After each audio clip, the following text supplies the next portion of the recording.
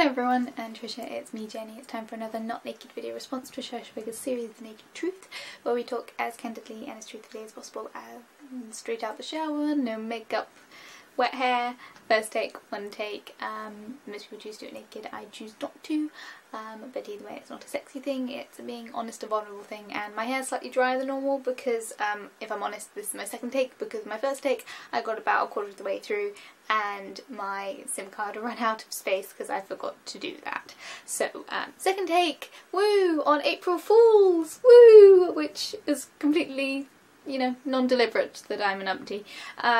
But there we go. So when it comes to April Fools, I think there's a very, very fine line to balance between mean and kind of annoying and actually something that's fun. And in my experience, that's a very, very difficult line to kind of balance. Some of the pranks I've heard discussed in the last 24 hours as people have been planning have been more on the mean side than anything else. One of my colleagues says that the first thing he's going to do in the morning is tip the mattress so that his partner falls out of bed, which I think is just kind of mean, because the thing with pranks is that you need to have that moment where people can choose to participate or choose not to. For example, if it's a out of the blue crazy story, they need to have that moment to be like,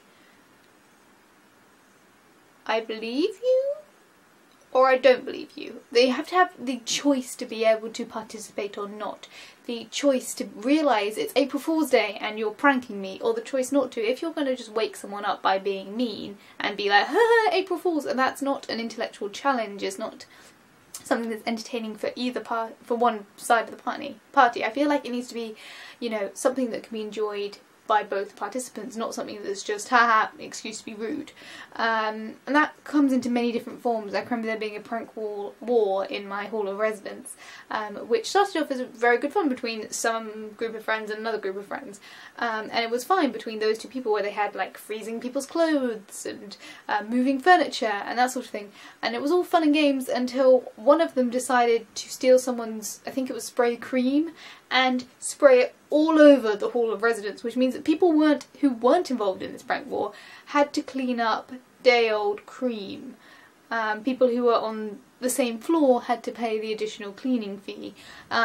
It was just, when that sort of prank goes over to another thing, or doesn't, like, either affects the wrong people or affects the people that you're trying to affect in a really, really negative way. Like, glitter bombs are a nice concept, but if then someone has to work, or has to, you know, do something else, or has to spend hours cleaning things around, it's more mean than it is fun.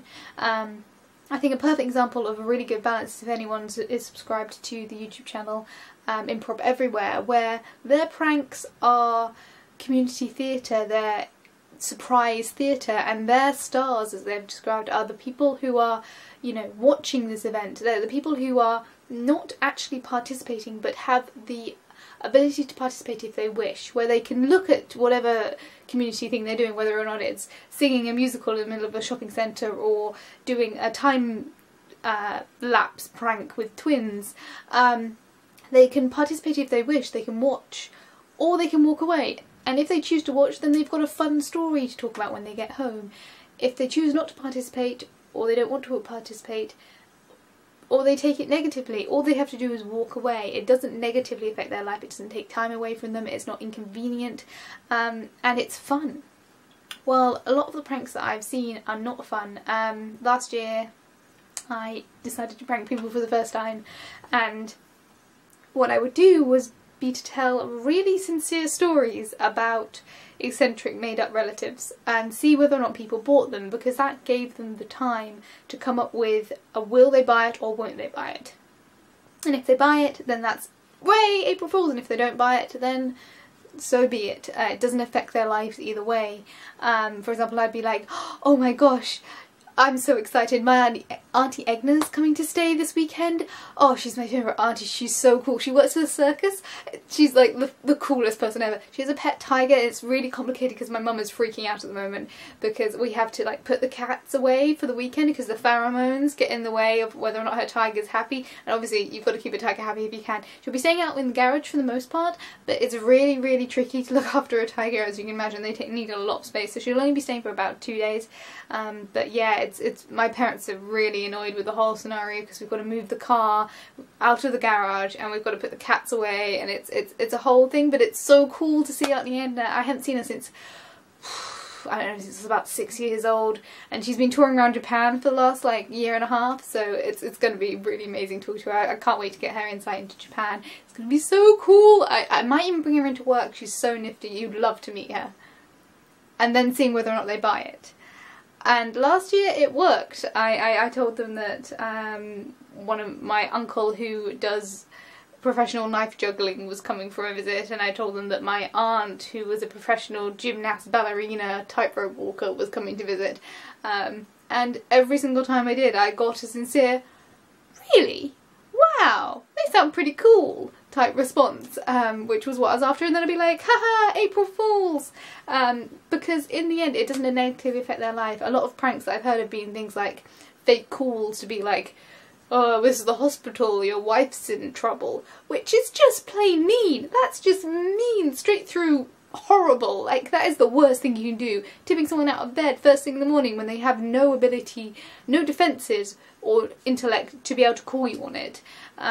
It's just plain mean. So I'm really, really nervous about the first part of tomorrow morning because I've got the feeling that some of the pranks that may be taking place in the morning might result in other people in the working environment being in a really bad mood, and I'm really nervous to pick up anything, to do anybody any favours, like, "Oh, pick up that thing, why don't you bring that over here, open that door, would you mind doing that?" I am so nervous to do anything with my colleagues tomorrow because at least 3 of them I know are pranksters in the worst way possible. So if I get through tomorrow without strangling someone or being strangled, that would be a plus. But there we go. Thank you all for watching. By the time this is up, it will be April 1st. So were you pranked? Did you prank? I'm planning not to prank anyone this year because I don't want to add to the negative environment that I will be working in. I might maybe, with someone who's not involved, do some sort of prank conversation like that one that I just exampled, or I might not. And yet again, I forgot to send Trisha last week's video. Again, oh gosh, I do them every week and yet I forget to send them in to her. I'm the worst. But there we go, I will send her this one and last week's video, so I'm sorry. And that's about it. I think there is a real balance between pranks that are good and pranks bad. I think, you know, lying about your opinions on something and seeing how people react is really interesting. Like, for example, I could be like, "Oh, yeah, I think Trump would make a really good president." Like, that would be like, you know what, I think he should move to England and I think he should become, you know, the UK Prime Minister. I think that would be really interesting. It'll be a good progressive thing for the UK.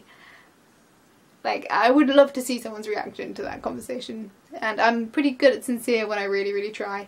Thank you all for watching, and I'll see you guys all next week for another Naked Truth, and tomorrow for another daily vlog of some kind. Feel free to comment about your pranks and all of that malarkey. Happy April Fool's Day. Bye guys.